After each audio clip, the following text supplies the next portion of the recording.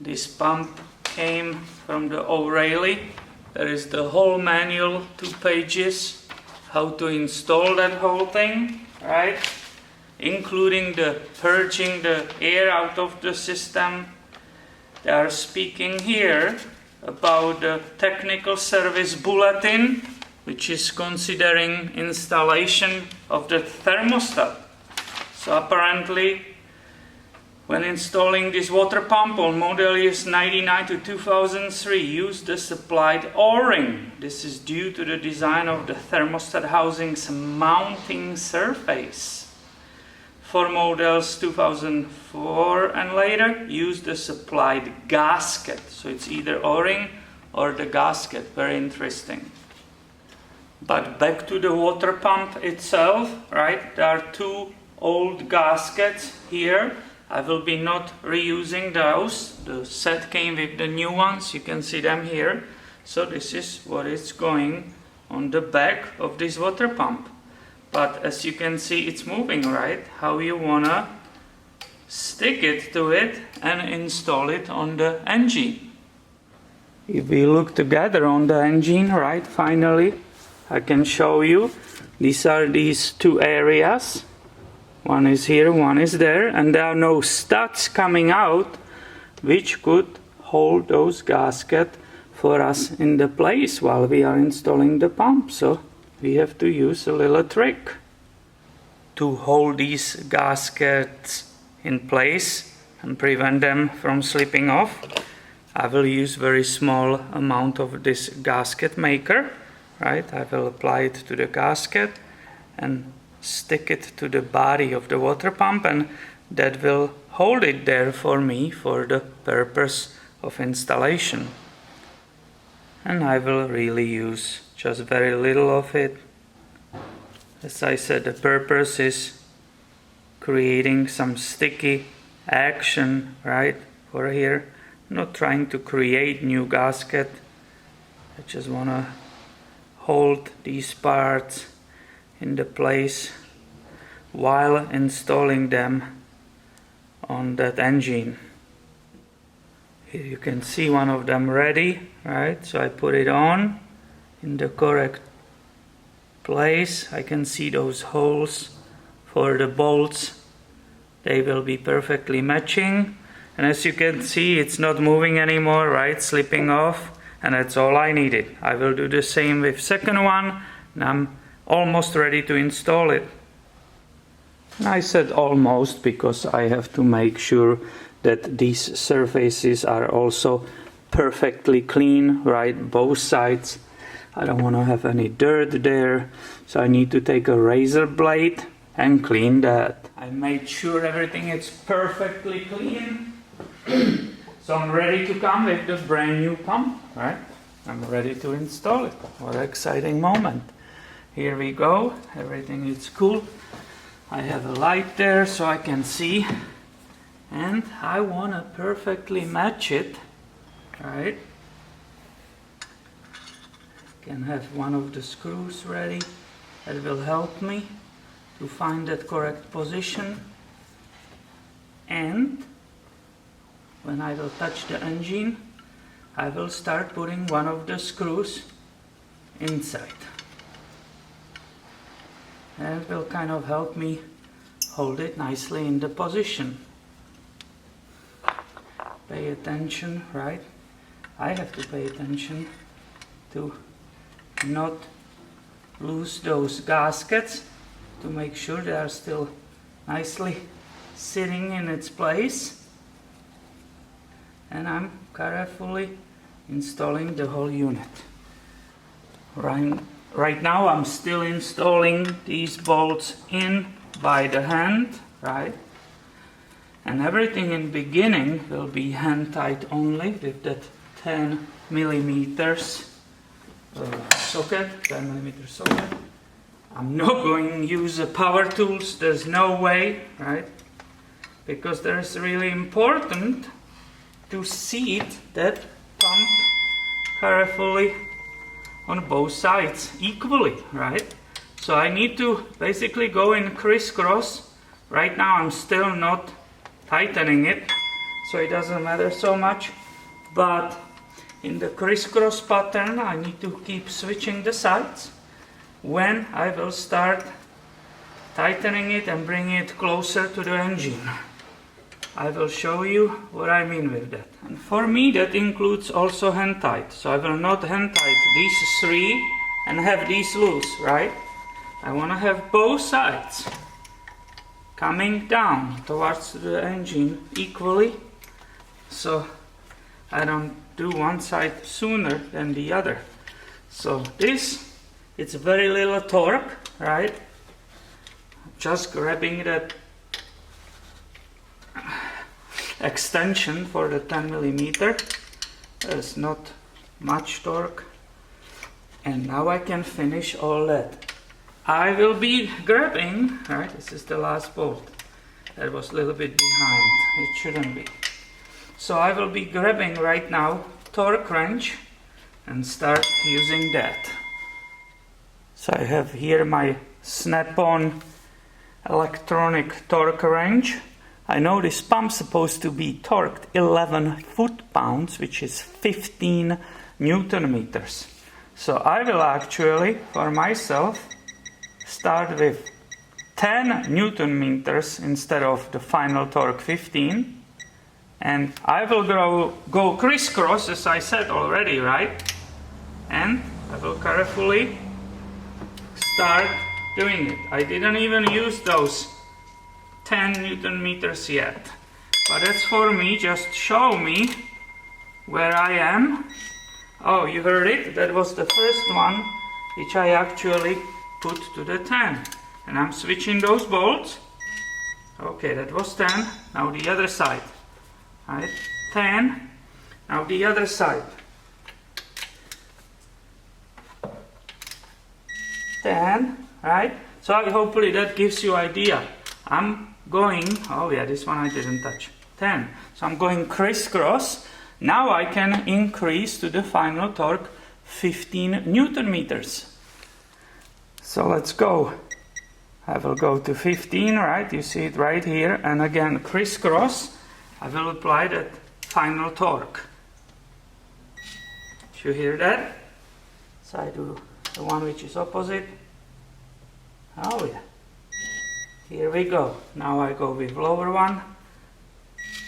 I will go with the upper one here. It's a crisscross. Nice. And this one. And this one the lowest. And this is really important, right? You don't want to have leaks here. And now the gasket, I know that gasket, it's perfectly seated, it's torqued correctly, and it will work perfectly in the future. And what's happening right now, I'm basically going backwards what we just did until right now, right? I will start connecting back these two heater hoses.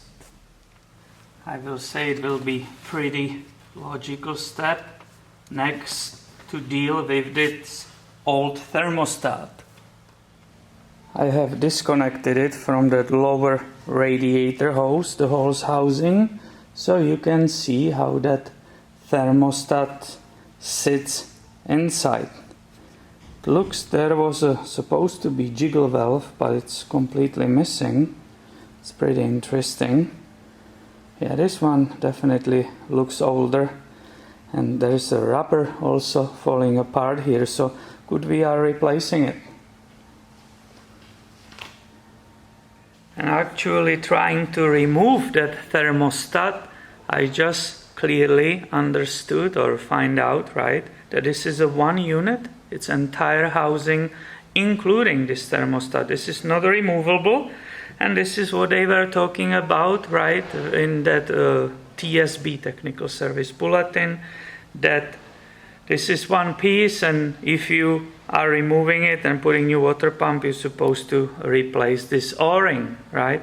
So I called the store, and they confirmed, no, this engine or this model doesn't take this. This is a wrong part, and they are sending me that entire housing replacement part. So we've got a new part delivered, right? It's It's absolutely identical. It even comes with the new gasket, so that's perfect. So I will carefully install that, and these two screws which are holding it are the same torque like the water pump. I will reinstall back that tensioner, right? Two long bolts, two of them are long, they go on the top, and the short one, the third one, goes on the bottom. And that means I'm ready to have fun with that serpentine belt installation, right? So I will start on that harmonic balancer, then it goes around this water pump, kind of backwards, right? Power steering pump down there. It's a huge pulley. Over on top of the alternator here.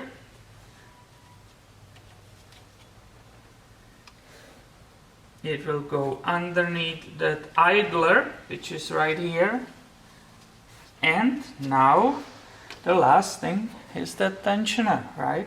So I have that 15mm rechecking that the belt is correctly on the pulleys before I will start doing this last step.